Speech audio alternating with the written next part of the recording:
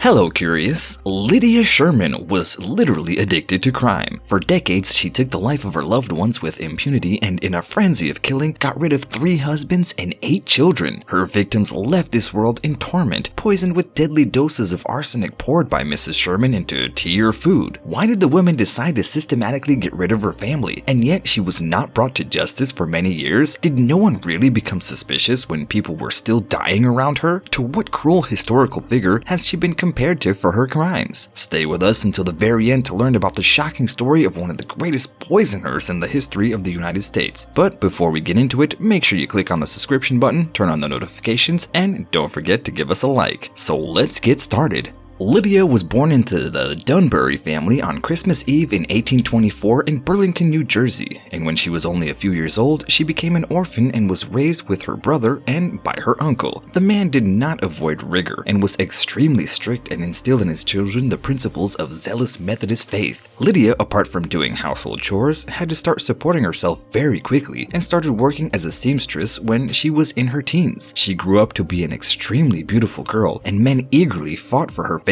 And it didn't take long for her to get married, as already at the age of 17, she stood at the altar for the first time. Her heart was chosen by the widower Edward Stirk, almost twice as old, with whom she moved to New York to. The couple had 8 children, and they also had raised 6 children from Edward's previous relationship. And with such a large family to support, a considerable income was needed. But fortunately, Lydia's husband found a well-paid job as a policeman. However, after a few years of service, he was dismissed because his colleagues from the police station accused him of being a coward during an action in Manhattan. The man was devastated, but instead of looking for another job, he became depressed and did not leave the house. Lydia, exhausted from daily chores and raising children, deprived of any help from her husband, quickly found him an extra burden. It was then that the murderous plans first appeared in her mind. The calculating woman decided to get rid of her husband, and to do this, she obtained arsenic in a nearby store. And in those days, getting poison was not a problem, as it was sold in the pharmacy as rat poison and became a very effective murder weapon for Lydia.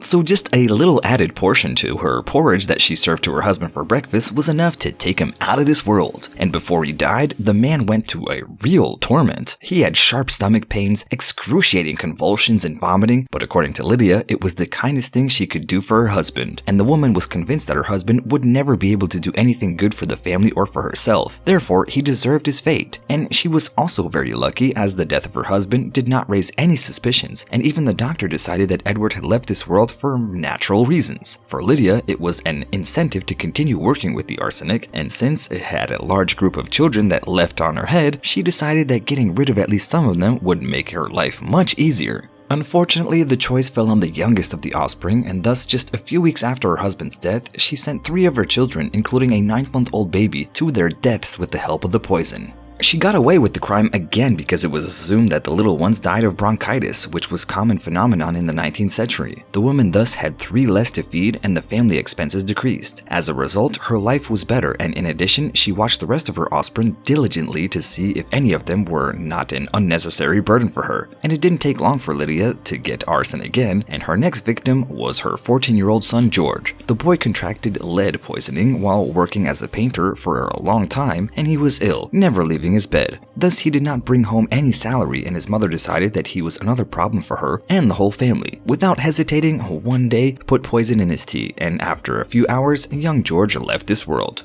The next one on our list was 12-year-old daughter Anna, and here again, the motive for the murderous mother was the fact that the girl was unemployed and did not help to keep the house. Although it's hard to believe, doctors still did not suspect that something was wrong with Lydia's family, and when the children passed away from this world, they were diagnosed with typhoid or other ailments, and their mother was considered an exceptionally caring person who devotedly looked after her sick offspring until their last moments. Lydia's eldest stepson, on the other hand, had a completely different opinion. He watched closely what was going on in the family home and found to his horror that Lydia had apparently had her fingers in the ever-recurring deaths, and secretly from her, he directed his steps from the prosecutor's office, where he shared his fears and asked for an investigation. As for the result, the district attorney ordered the exhumation of the bodies of the recently buried children from Mrs. Sherman's family, and the test showed a huge concentration of arsenic in their bodies. However, Lydia was not arrested, and she guessed that her stepson was plotting behind her back and fled the city, abandoning her home and the rest of her children.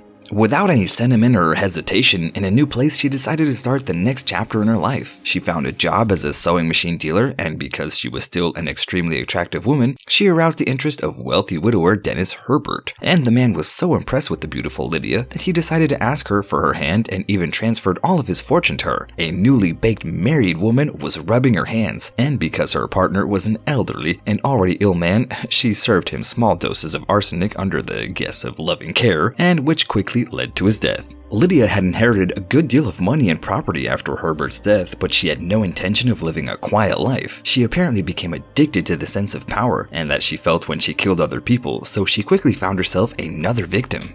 And so we stumble upon Horatio Sherman, a wealthy widower with 4 children with whom she stood at the wedding altar just a few months after her previous husband's funeral. However, before the woman started poisoning him, she decided to get rid of their 2 foster children, namely Horatio's son and daughter. When, after their departure in agony, the man went berserk, and he soon got a dose of arsenic, which Lydia poured into a bottle of his favorite brandy. This time, however, the crime did not go according to Mrs. Sherman's plans, and the doctor who came to confirm the death of her spouse had already dealt with a case of arsenic poisoning in his career. Therefore, he immediately guessed that the poison also led to the death of his case. So, to be safe, he ordered an autopsy, and it also discovered that Horatio Sherman had received a dose that could have knocked out several adult men. Jeez. Suspicions immediately fell upon the beautiful wife, and when the police initiated an investigation, it was discovered that she had avoided punishment a few years earlier by escaping New York after poisoning her first husband and several children. When she appeared on trial in Connecticut in 1872, she was found guilty, and at the same time made a full testimony in which she confessed of taking the lives of a total of 11 people.